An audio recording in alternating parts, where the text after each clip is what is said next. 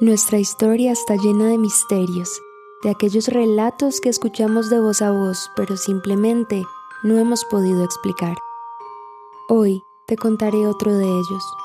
Bienvenido a Enigmas Ocultos, el podcast que te permitirá unir las piezas, presentado por Paulette.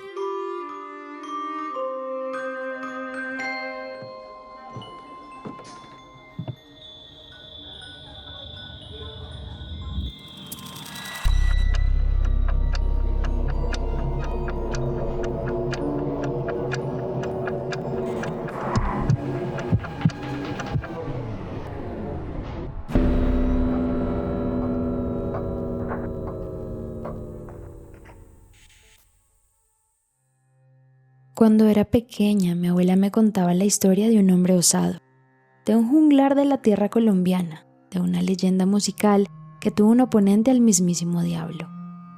Por estos días, en la tierra donde nací y crecí, se celebra el Festival de Francisco el Hombre, la fiesta que se considera patrimonio nacional. Cita a los mejores acordeoneros y cantantes de música vallenata, pero para todos ellos e incluso para los que no pertenecemos a la cultura musical, este festival es el reflejo de todas las historias que constituyen la identidad de un pueblo. Francisco Mascote Guerra, conocido por todos como Francisco el Hombre, nació en 1850 en el hoy corregimiento de Galán, zona rural de Riohacha, luego de que sus padres, José del Carmen Moscote y Ana Julia Guerra, resultaron desplazados de un pueblo que se llamó Ciudad Moreno, el cual fue destruido por indígenas en medio de una disputa territorial. Este era el inicio de una de las mejores historias jamás contadas. Mi abuela se sentaba cada mañana, justo antes de que se abriera el festival, para citarnos a todos los nietos y contarnos una y otra vez la historia de este lugar, propio de su tierra y que según ella salió con la que sería la mamá de su mamá, es decir, mi tatarabuela.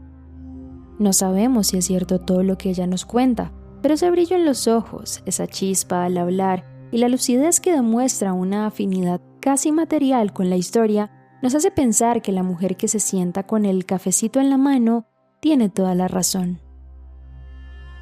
Yo recuerdo la canción que mi madre me cantaba. Juan, mijito, cántala conmigo. Era nomás decir eso que mi primo Juan, el más pequeñito de todos nosotros, tomaba el acordeón de juguete y hacía el ademán de tocar al ritmo del canto de mi abuelita. Ay, yo se lo decía a Caicedo que pisara con cuidado. Ha pisado una raya en tierra que el cielo se lo ha llevado. Qué triste historia, decía mi abuela, y así adornaba su charla con las marcas históricas y musicales de una leyenda andante. Francisco Moscote heredó ese talento y es su padre quien le enseña desde muy pequeño a tocar el acordeón, cuando tenía aproximadamente 10 años de edad. José del Carmen vio tanta destreza en su hijo que decía «Ese es el hombre», como una expresión para exaltar las virtudes del muchacho, y es así como termina regalándole el apodo con el que se hizo popular como persona y lo sigue identificando la historia.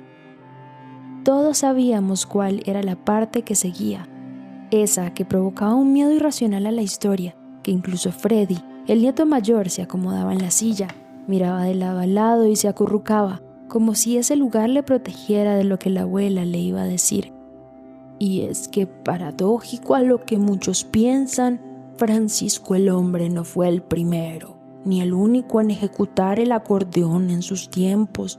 Cuando él nació, ya el instrumento había ingresado a La Guajira por los puertos marítimos. Eran muchos los hombres que cantaban e improvisaban. Eso sí, Francisco marcó la diferencia entre todos ellos.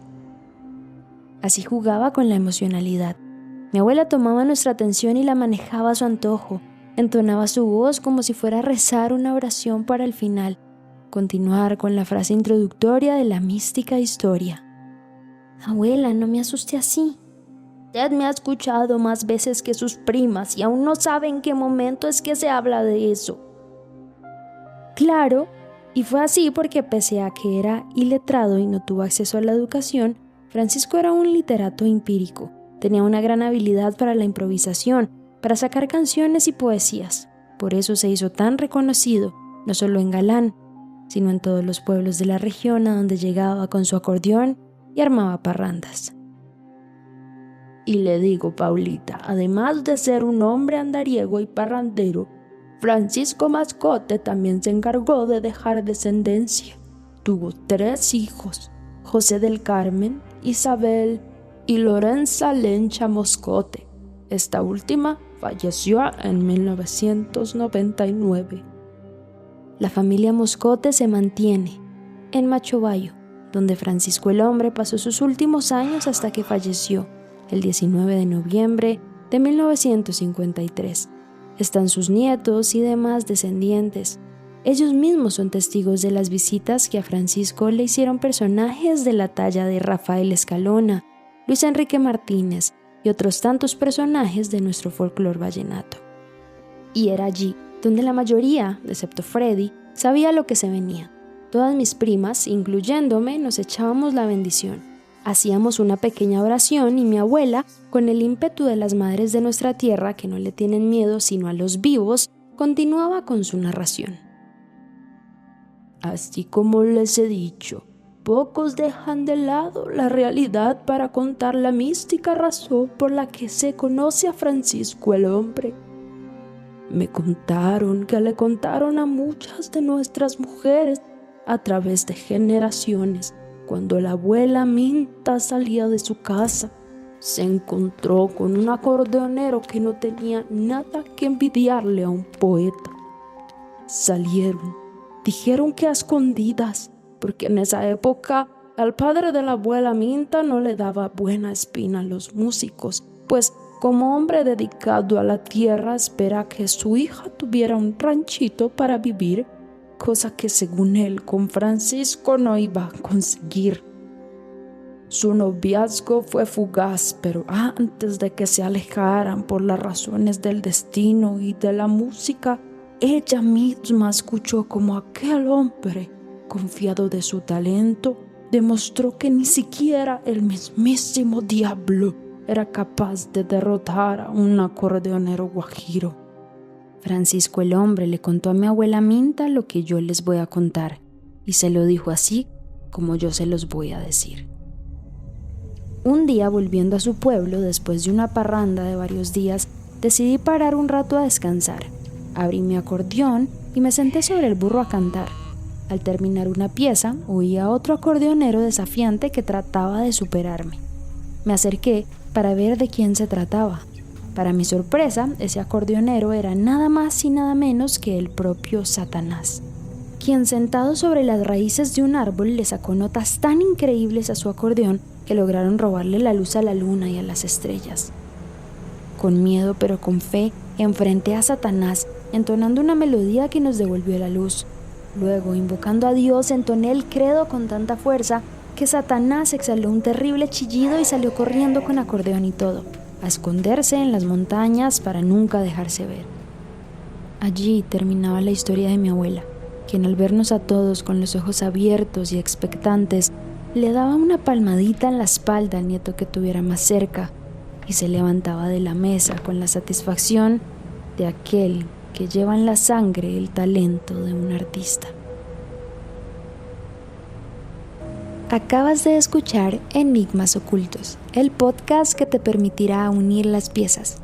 Espero que con él hayas dilucidado un poco más de nuestra historia y también que te hayan surgido preguntas que esperamos responder en un próximo episodio. Gracias por escucharnos y nos vemos cada viernes.